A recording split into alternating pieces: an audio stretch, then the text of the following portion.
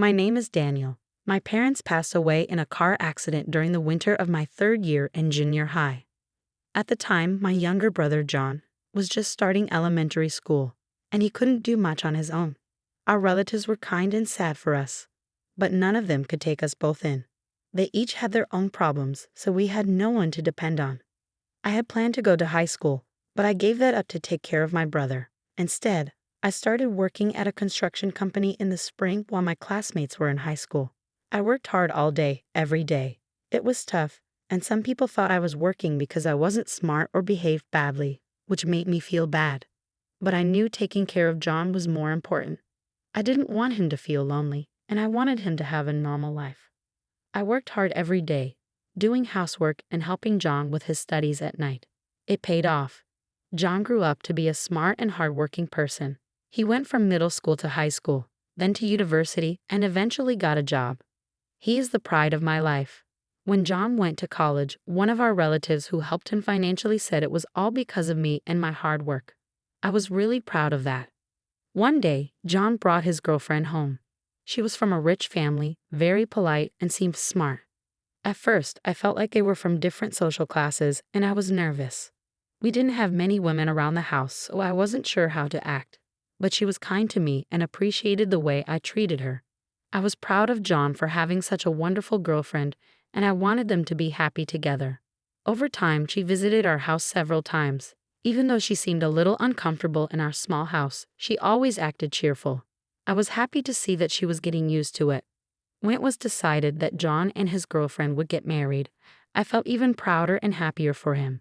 But then, just a week before the wedding, I got a call from his girlfriend on my day off.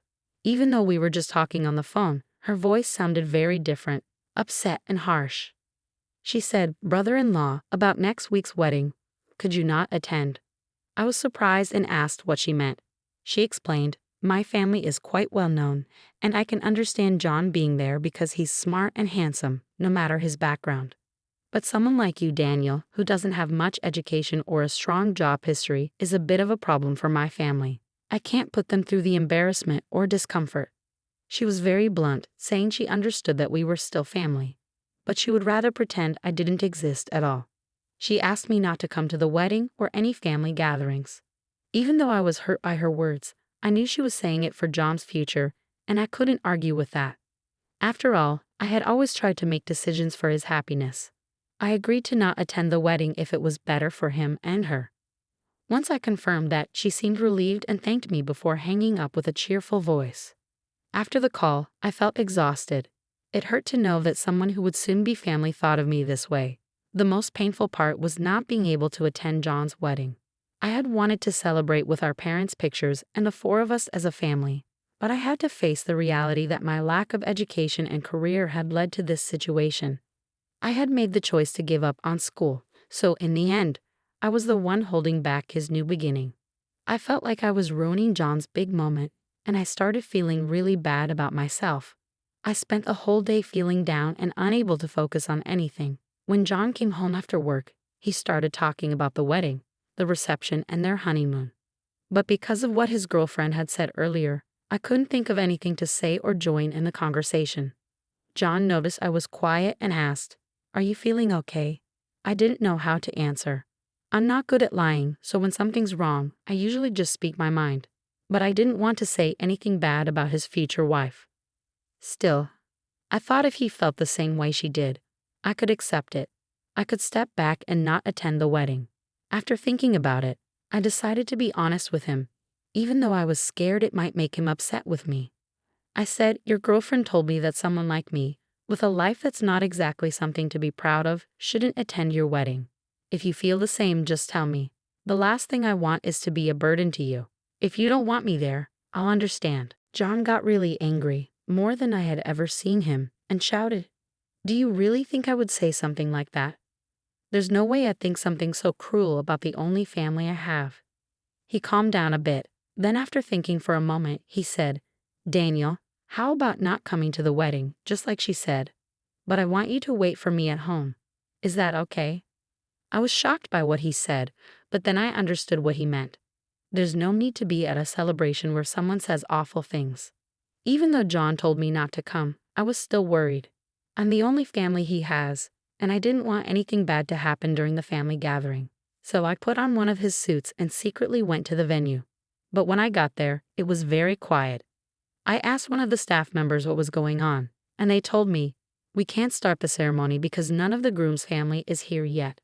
I was confused, so I went to John's dressing room and asked, "John, have our uncles arrived yet?"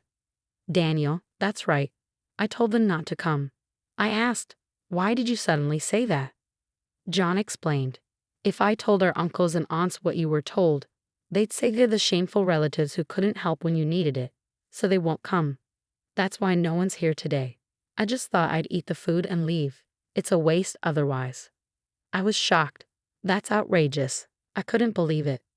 Why would the whole family go to such lengths to make things difficult? It was supposed to be a happy day for you. What made them decide this? John saw my silence and said, "I love her, but I can't forgive her for what she said about you. My pride, my uncles, and our whole family feel the same. If she can't treat you like family, I can't be part of hers. I'm thinking of calling off the engagement."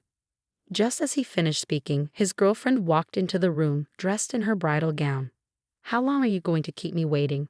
We're already late." John calmly responded, "At least none of my family is coming. Daniel didn't come for the wedding. He's just here to see me. Let's eat and call it a day. As for you and me, we can't get married. I'm calling off the engagement." His girlfriend was furious, her face turning red. "That's impossible. You can't just cancel the wedding at the last minute." John was cold in his reply. "You said some awful things to him. Remember all the family issues we discussed? You chose to say something hurtful when I wasn't around. At first, I was surprised by how low you could stoop. But then I realized this is exactly who you are. You only care about people's achievements. Well, I'm a failure, raised by another failure, so I can't marry a woman who doesn't respect my family." She started crying, but John continued, "I'm just telling the truth. I can't introduce a family where the husband's side is made up of high school dropouts working in construction. How shameful." I struggled with whether to stay quiet after hearing her talk like that. But John was defending me, and if I stayed silent, it would make him look bad. This was a problem between her and me. Even though she might be right in some ways, it still hurt. I've always tried my best in life, and it stings when someone who doesn't know anything about me looks down on me. Yes, I might not be the smartest, and I don't have fancy qualifications, but I've lived a strong life to protect my family. You don't have the right to criticize how I live." As she cried loudly, my voice grew louder, and soon her family and the staff at the venue started gathering. Everyone ended up hearing her hurtful words. Her parents, realizing what was happening through what she said, began to apologize to my brother and me. Her father, with his head in his hands, scolded her. "We're sorry. It's partly our fault for spoiling her too much. We sincerely apologize and hope you can forgive her." Her mother, despite wearing a beautiful dress, looked ashamed and kept bowing to us. Even her friends, who were there for the wedding, seemed to have had enough of her comments about the groom's family. No one defended her. Everyone just stared at her in shock. She, who was usually so confident with her words, was now silent. Maybe she finally realized the damage her words had caused. Maybe she understood how badly she had messed things up. John spoke up. "I was 7 when our parents died," he said. "Our older brother started working right after middle school and has sacrificed so much for me. His life isn't something anyone can just copy. Even if I were in the same situation, I don't think I could have done what he did. Having a good education doesn't guarantee you can live like that. I knew this when I was 7. You couldn't understand that though. You're less mature than a 7-year-old. I can't marry someone like that. I don't want to, so I'm breaking off our engagement. I don't want to see you anymore." After that, John apologized to her parents for canceling the wedding, and then he politely apologized to the staff. It was clear, though, that he had no intention of changing his mind. She, who had ruined one of the biggest moments of her life, stared blankly at the situation she had created. "You have family who scolds and protects you at times like this, right?" John said. My younger brother, when he heard about the phone call, was even angrier than I was.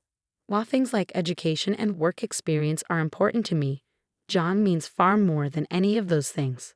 So when I found out he refused to marry someone like her, I felt a little relieved. She cried again, probably because it was the only thing she could do. And so the wedding was called off before it could even begin. Afterward, John really did break off the engagement. Since they hadn't submitted their marriage license yet, there was no paperwork to deal with, and he quickly cut ties with her. Later, someone at the wedding shared photos of what happened online.